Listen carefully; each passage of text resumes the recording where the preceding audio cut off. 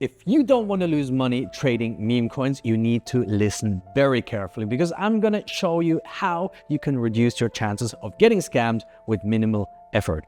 Why do we need to talk about this? Because meme coins is the top narrative of 2024. It is the strongest performing narrative ahead of everything else. There's not much you need to understand, and stories of 1000x's and going from $100 to hundreds thousands of dollars are piling up on social media. So naturally, people want to try their luck themselves and gamble their money to become one of these success stories.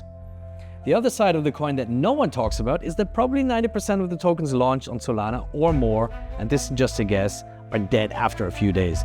In the past 30 days alone, around 520,000 tokens were launched on Solana. That's 17,000 tokens per day. It's basically a minefield out there right now. But if you're watching this video, you probably want to get in on the meme coin game, but are cautious due to the risks involved. I'll tell you something, that's the right way to go, but is there a way to get involved with less risk? And that's what we're going to talk about today. I'm going to show you tools, show you the signs, and explain to you the concepts. By the end of this video, I can guarantee that you will be ahead of the game. That said, if you find a meme coin that you are interested in and want me to check and give my opinion, drop the ticker and the contract address in the comments down below. But now, let's get started.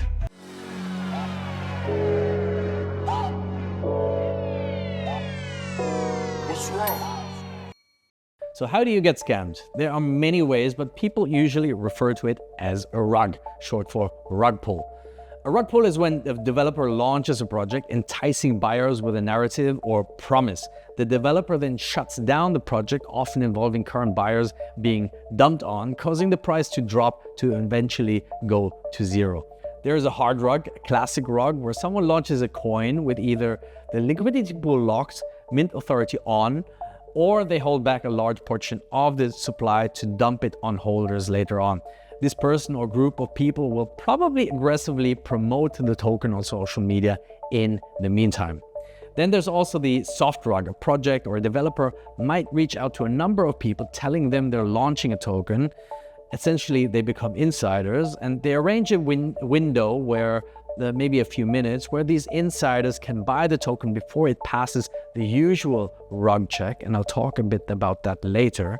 Then the developer locks the liquidity pool and turns mint authority off, making it look like a good project. The project gets promoted or shilled everywhere on social media and the price pumps. These insiders then dump their tokens that they bought early, causing it to go to zero. Don't worry if you don't understand all the terms that I mentioned here. I'll get to that in a second. But now let's talk about your toolkit. First, you're going to need Dexscreener. That's a platform where you can eventually see all the new tokens, including the ones across different blockchains and markets. You can see the charts, the activity, how much activity there is, and access the socials of these projects. You can also find and copy the contract addresses, and this is also important because oftentimes popular projects have tons of copycats betting on people to pick the wrong one for their investments. So make sure that you have the right contract address. Double check the website of the project, check X, and if you saw a token posted by someone, make sure you know exactly which one they are talking about. That said, you usually also see the same tokens multiple times when they are traded on different platforms like Radium and Orca. These are not copycats, just a representation of the asset on the different platforms. So where do we go from here? We copy the contract address from Dexscreener, and now we want to check it for all potential rug signals. Here we have a multitude of options, and you can pick what works best for you.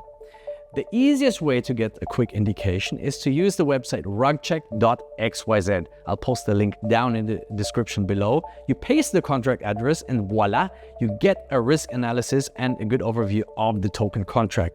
It lists any potential risk in this box over here. You can also see markets that it's traded on. Additionally, you can see the top holders, but we'll talk about that a bit later. And lastly, you can see a community sentiment indicator, for example. So if the token is good, you are already on a good path. But you can also pick a tool called Photon. You can directly trade on the platform itself. So transfer Sol to Photon, and then you can pick your token and start trading. The good thing about Photon is that you can filter your tokens by some important audit signals to avoid clear scams. But before I explain all the terms and everything, the last tool I want to show you is another useful tool that is similar but uses kind of a different approach, which is SolScanner. SolScanner is a Telegram bot. You can add the bot to your Telegram and feed it with contract addresses, and it gives you some information about the token that the other tools do as well. The difference here is that it shows you the information in a different way, and its sole purpose is to check contract addresses. And again, we see the terms like mint, freeze, LP, burn, etc. Ideally, you should know exactly what those terms are, so let me explain this one by one. Mint authority, what does that mean? Well, when a developer creates a token, they must mint the supply onto the blockchain. This requires the authority to do so. With mint authority enabled on token launch, the developer can mint unlimited tokens and dump them on buyers, or mint more tokens, diluting the value of the existing ones, causing the investments to lose their value over time. To reduce the risk of a rug, they can renounce this authority, so that way you can't just make more tokens whenever you want. Freeze authority allows the tokens within an account to be frozen, making them immovable and untradeable. This might sound alarming, but there are proper reasons for freezing tokens, such as enhancing security measures to protect against fraud or hacks and ensuring regulatory compliance. However, the darker side of this feature is its potential exploitation by scammers, obviously. Scammers can manipulate this feature by retaining freeze authority over a new token, promoting it to attract buyers, and then freezing legitimate holders' accounts to prevent them from selling. This leaves scammers free to sell their tokens at inflated prices and profit at the expense of the others. Then we can see here LP 100% burn. So what does 100% LP burn mean? LP stands for liquidity pool. When you create a liquidity pool, you put an amount of the meme token you want to create plus an amount of Solana into a pool together to kickstart trading.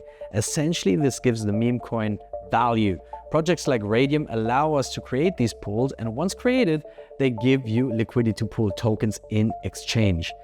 These LP tokens demonstrate ownership of the tokens you put into the pool, kind of like a receipt.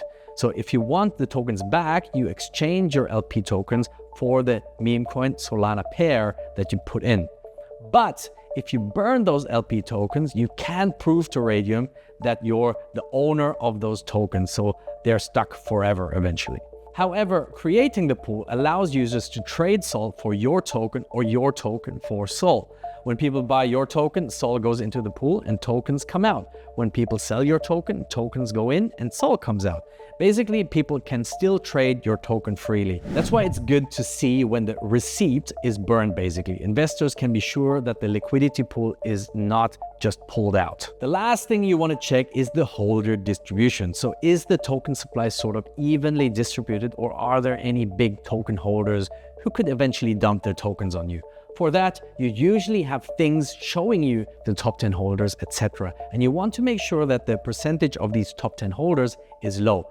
In regards to holders, you should also check how many holders there are as well. For that, you can go back to Dexscreener and check out the holders tab. But sometimes big holders try to disguise their huge token holdings and spread their tokens across many different wallets to make it look like a well-distributed token supply. And this is where we should even go deeper, and you should go deeper. And this brings us to the next tool, namely Bubblemaps. This is probably my favorite tool. Again, you can take the contract address and paste it into Bubblemaps.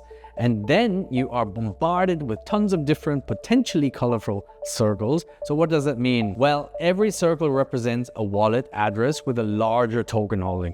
You see here the top 150 wallets basically. What you want to see is that those circles are independent and not interconnected like these. These bigger interconnected wallets are all associated with each other and are called clusters. These clusters could be a multitude of things. It could be an exchange, pre-sale allocation, team wallets, or a whale spreading their tokens to multiple wallets for security reasons. In this case, you can see here how much of the total supply the clusters represent. This could potentially mean that there is a whale trying to disguise his activity, making it a high risk factor for you. That said, make sure to also hide the wallets that are exchanges. We don't care about those, so you can also click here to hide those. Another thing you need to be aware of is not only to check the Solana chain, but make sure that you select all from the dropdown, because sometimes a token can look good at first, but when you see the bigger picture across all chains, it then suddenly looks like this. And there are many projects out there that can even look worse than this bubble map. One thing I will say is that sometimes those clusters lack information that could be helpful. It doesn't always need to be a whale with bad intention behind these clusters. Sometimes there are valid reasons like marketing donations that can create these kind of clusters. So it could also make sense to actually check with the community itself and see what they can share about these cluster of wallets. And that brings us to the next point, checking socials. You want to make sure that the token has socials in place, a website, an X account, a Telegram or Discord. If they don't have that, probably already a bad sign. They were simply too lazy. See if you can find any plans, roadmap, etc. How serious is it? Check how many followers it has on X. Check how regularly they post. Check if people are talking about it, etc. And the same goes for Telegram. Join the group and just follow the conversation. Is it organic talk, or is there weird automated chat going on? Is it too quiet? Did anyone ask about concerns in the past? If your token of choice still looks good after all of this, we can become more confident now, and we can probably make a bet, because that's what it is, a bet. It's gambling, high risk, high reward. There are no guarantees even with all of this work done. This is not an investment into a project with value to the world. Be honest to yourself about that, and you need to be ready to lose your money if you actually do start putting your money into meme coins. The last thing I will say is please don't pick any celebrity coins. They have been on the rise lately, but barely any of them are still traded. Most of them already got rugged. You might like a celebrity, but that doesn't mean you can trust them. Usually, when there is a clear interested party in the token, chances are high that they have a huge supply. That also goes beyond celebrities. So if you see influencers on X or Instagram promoting things, or if you even see legit serious platforms promoting tokens, you need to be cautious and do the steps we just went through. Congratulations, you have passed the Meme Coin Advanced Safety course and you can start trading safely.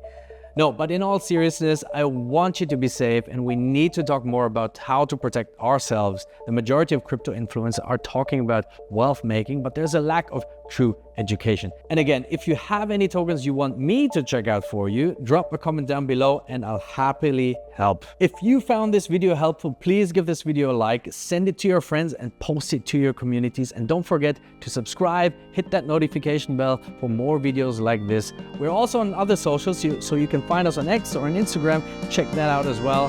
Thanks for watching, and I'll see you next time.